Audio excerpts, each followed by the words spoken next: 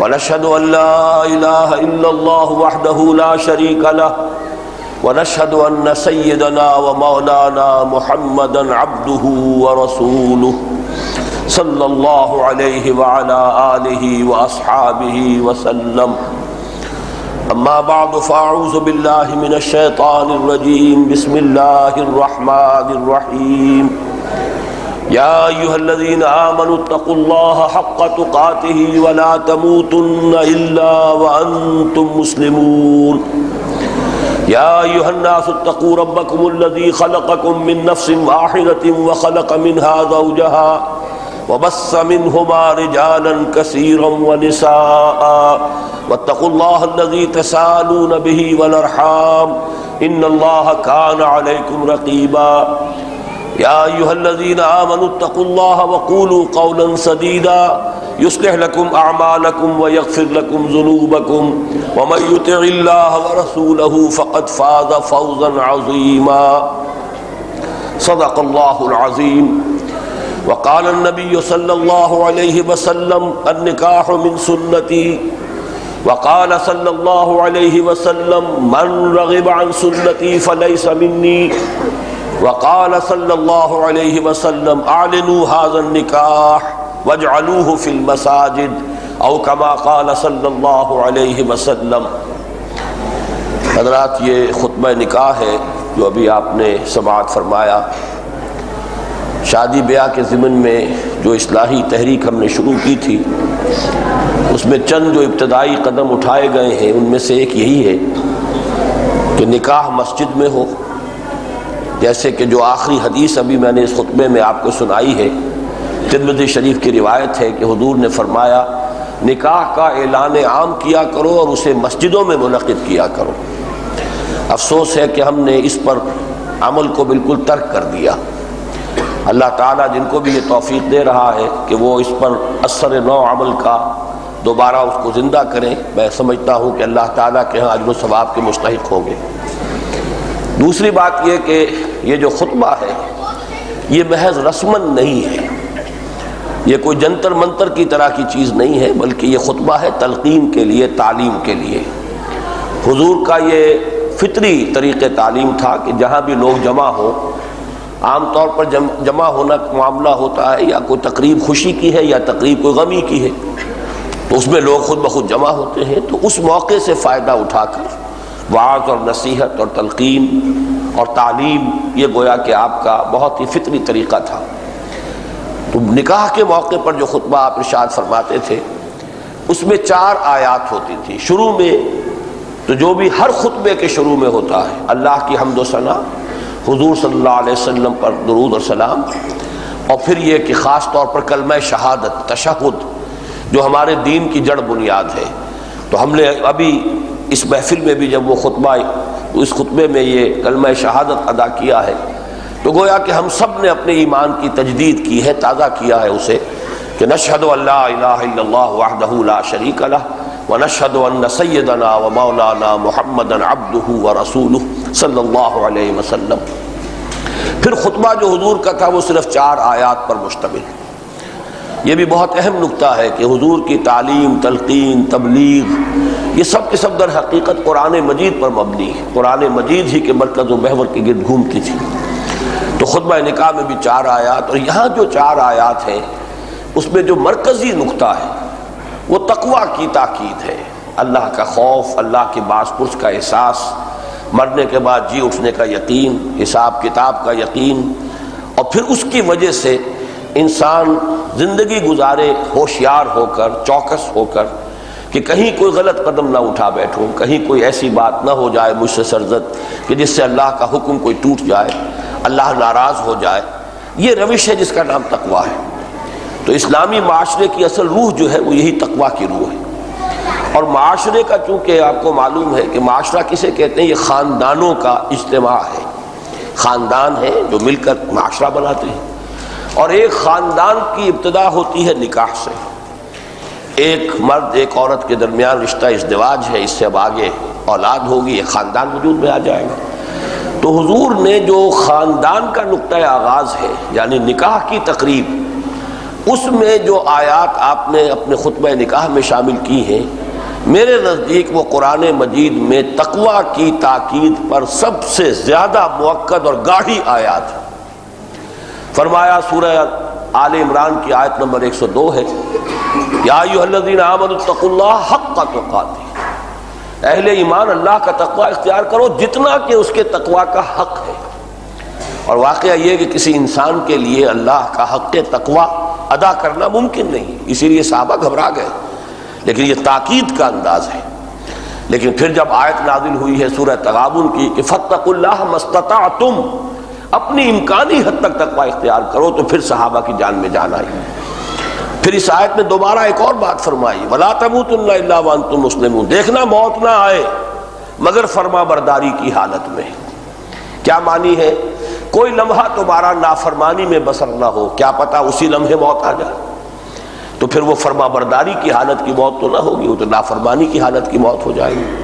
تو انسان اپنی زندگی کے ہر لمحے کا پہرا دے کہ اس میں کہیں کوئی معصیت سرزد نہ ہو جائے، مبادا موت اسی لمحے میں آ کر مجھے دبوچ لے۔ اب اس سے زیادہ تاکیدی انداز میرے نزدیک ممکن ہی نہیں، یہ تو اللہ کا کلام ہے معجز نما۔ اس کے بعد دوسری آیت میں 2 مرتبہ تقوی کا لفظ آئے، یا ایھا الناس، اے لوگو، اتقوا ربکم، اپنے رب کا تقوی اختیار کرو، الذی خلقکم من نفس واحدۃ وخلق منہا زوجہا، جس نے تمہیں ایک جان سے بنایا، اسی سے اس کا جوڑا بنایا، وبث منہما رجالا کثیرا ونساء، ان دونوں سے پھر کثیر تعداد میں مردوں اور عورتوں کو پھیلا دیا، واتقوا اللہ الذی تساءلون بہ، پھر اسی ایک آیت میں دوبارہ، اور اللہ کا تقوی اختیار کرو جس کا ایک دوسرے کو واسطہ دیتے ہو۔ کوئی فقیر بھی مانگتا ہے تو اللہ کے واسطے مانگتا ہے، اللہ کے نام پر مانگتا ہے۔ کہیں جھگڑے ہو جاتے ہیں تو پھر آخری دلیل یہ ہوتی ہے اللہ کے لیے مان لو اور بات ختم کرو۔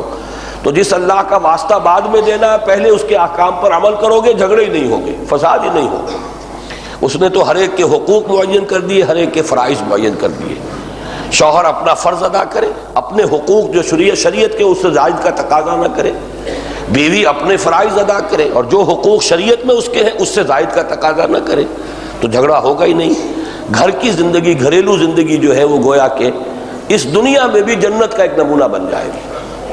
تو فرمایا واتقوا اللہ الذی تساءلون بہ والارحام ان اللہ کان علیکم رقیبا، یہ روح تقوی ہے۔ اللہ تم پر نگران ہے، تمہارا ہر عمل، ہر قول، ہر لفظ جو زبان سے نکال رہے اللہ کے علم میں ہے۔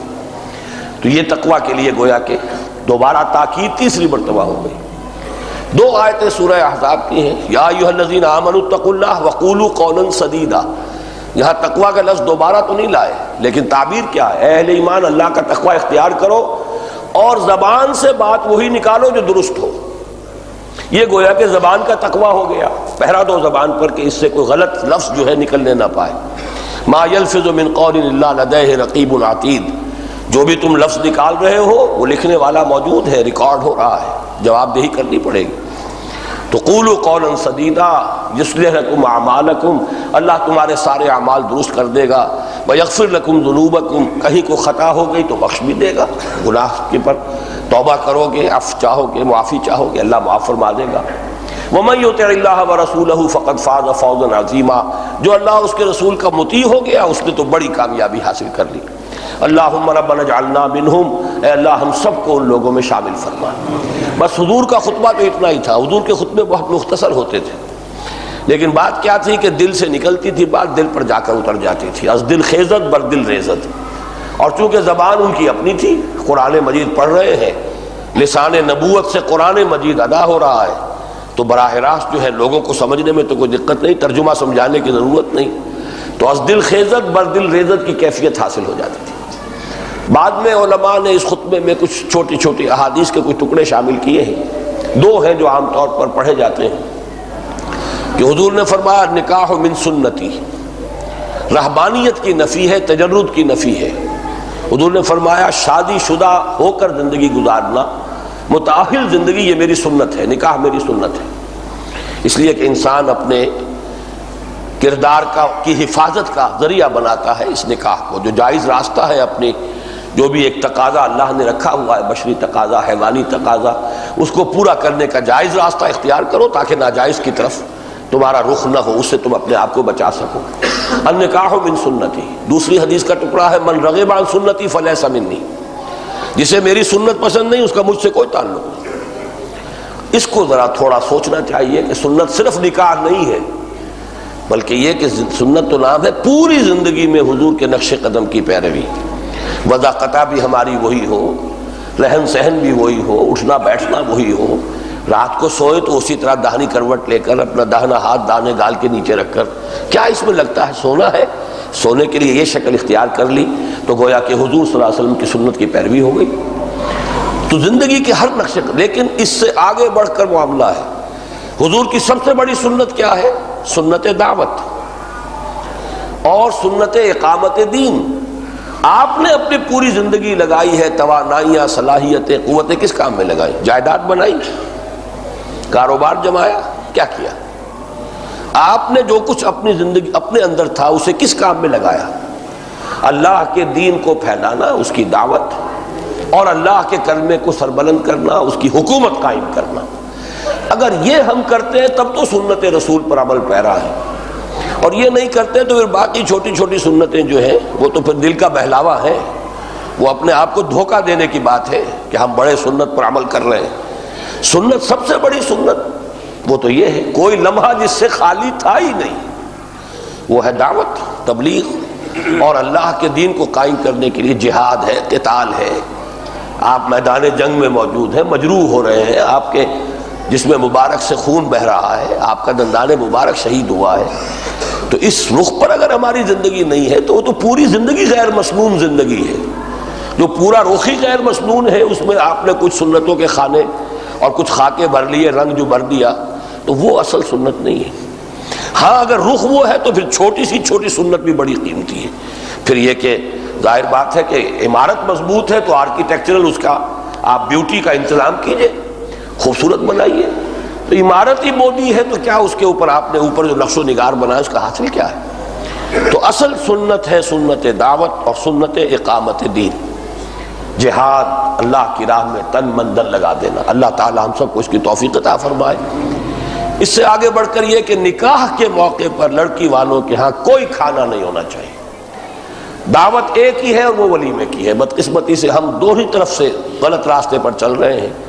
جو اصل ہے تاکید ہے جس کی ولیمے کی، اس کا اہتمام نہیں ہوتا، اور یہ جو ہے نکاح کے موقع پر دعوتیں ہوتی ہیں۔ سنت یہ ہے کہ دعوت ایک ہے، لڑکے والے کے ذمے ہے، اس کا گھر آباد ہوا ہے، وہ اپنے اعزاء کو، رشتہ داروں کو، دوستوں کو شریک کرے اپنی خوشی میں۔ اس کی تاکید اتنی ہے کہ اگر جس نے اپنا گھر آباد کیا اس کے پاس کچھ نہیں ہے تو اپنے گھروں سے کھانا لے جاؤ، اس کے گھر میں جا کر بیٹھ کر کھا لو، سیلیبریٹ کرو، اس کی خوشی میں شریک ہو جاؤ، اس لیے تعلق۔ لیکن یہ کہ باقی اور کسی کا کوئی ثبوت ہی نہیں جو ہم نے اور کیا، وہ چونکہ حرام کی دولت بے تحاشا لوگوں کے پاس جمع ہے، مال حرام بود بجائے حرام رفت، وہ حرام کاموں میں جائے گی، تبذیر، اسراف، دکھاوا، ایک ہی نہیں 10 دعوتیں ہو رہی ہیں، اب یہ فلاں کی دعوت ہے، اب یہ فلاں کی دعوت ہے، اب یہ مہندی ہو رہی ہے، اور نہ معلوم کیا کیا وسمہ ہو رہا ہے، کیا ہو رہا ہے مجھے معلوم نہیں۔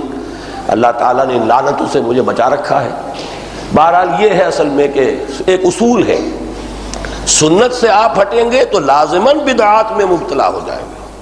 تو یہ ساری بدعات ہے کہ جو ہمارے ہاں جاری ہے۔ اور چوتھی چیز جو ذرا بھاری پتھر ہے وہ یہ ہے کہ جہیز کا کوئی تصور اسلام میں نہیں۔ لڑکی کا بھی وراثت میں حصہ ہے، وراثت میں اس کا حصہ، اور اس میں قرآن میں آیا مما قل منہ او کثر، زیادہ ہو یا تھوڑا ہو، وراثت میں حصہ لڑکے کا بھی لڑکی کا بھی۔ بہرحال چونکہ ہندوانہ پس منظر ہے ہمارا، ہندوؤں میں چونکہ لڑکی کا حصہ نہیں ہوتا تھا، نہیں ہوتا، اب بھی نہیں ہے، لہذا وہ جب گھر سے رخصت کرتے ہیں تو وہ دے دلا کے رخصت کرتے ہیں، یہ وہ دان دہیج ہے ان کا۔ اسلام میں چونکہ جہیز کا کوئی تصور نہیں، وراثت میں حصہ ہے۔ ویسے یہ کہ کوئی لڑکی کو کوئی شخص دینا چاہتا ہے کچھ، آگے پیچھے کو دے لے، آخر پوری زندگی پڑی ہوئی ہے، لیکن یہ کہ عین اس وقت دینا، اس کا دکھاوا کرنا، یہ گویا کہ گندگی پر گندگی جو ہے اس میں اضافہ ہوتا چلا جاتا ہے۔ تو اللہ تعالیٰ جتنی بھی ہمت دے اس کے مطابق جو ہے ان چیزوں کو درست کرنا چاہیے۔ اب کھڑے ہو جائیے، کیونکہ آپ سب بھی اس نکاح کے گواہوں میں سے ہیں۔ ذوالفقار احمد خان لودھی، ولد اسرار احمد خان لودھی، میں عزیزہ ذکیہ فیروز بنت عباد اللہ قریشی کو ان کے وکیل عابد علی کی اجازت سے آپ کے نکاح میں دیتا ہوں، مبلغ 2000 روپیہ مہر معین ہوا ہے۔ یہ معجل ہے یا معجل فوری طور پر ہے یا جی جو ابھی ادا ہو جائے گا؟ آپ کو قبول ہے؟ دوبارہ سن لیجئے۔ ذوالفقار احمد خان لودھی ولد اسرار احمد خان لودھی، مکان 910 بی اسٹریٹ 17A محمود آباد 4.5 نمبر کراچی۔ میں نے عزیزہ ذکیہ فیروز بنت عباد اللہ قریشی مرحوم کو E83 منظور کالونی کراچی کی رہنے والی، ان کو ان کے وکیل عابد علی صاحب کی اجازت سے آپ کے نکاح میں دیا۔ مہر 2000 روپیہ نقد جو اسی وقت ادا ہو جائے گا معین ہوا ہے، آپ نے قبول کیا؟ بس دعا کیجئے اللہ تعالیٰ۔ الحمدللہ الذی ہدانا لہذا وما کنا لنہتدی لولا ان ہدانا اللہ ربنا لا تزغ قلوبنا بعد اذ ہدیتنا وہب لنا من لدنک رحمہ انک انت الوہاب۔ اللہم بارک فی ھذا النکاح، اللہم بارک فی ھذا النکاح، اللہم بارک فی ھذا النکاح، اللہم الف بین قلوبہما، اللہم الف بین قلوبہما، اللہم حبب بینہما، اللہم وافق بینہما، اللہم اجعلہما مسلمین لک ومن ذریتہما امتا مسلمتا لک۔ ربنا تقبل منا انک انت السمیع العلیم وتب علینا انک انت التواب الرحیم، وصلی اللہ تعالی علی خیر خلقہ محمد وآلہ واصحابہ اجمعین برحمتک یا ارحم الراحمین۔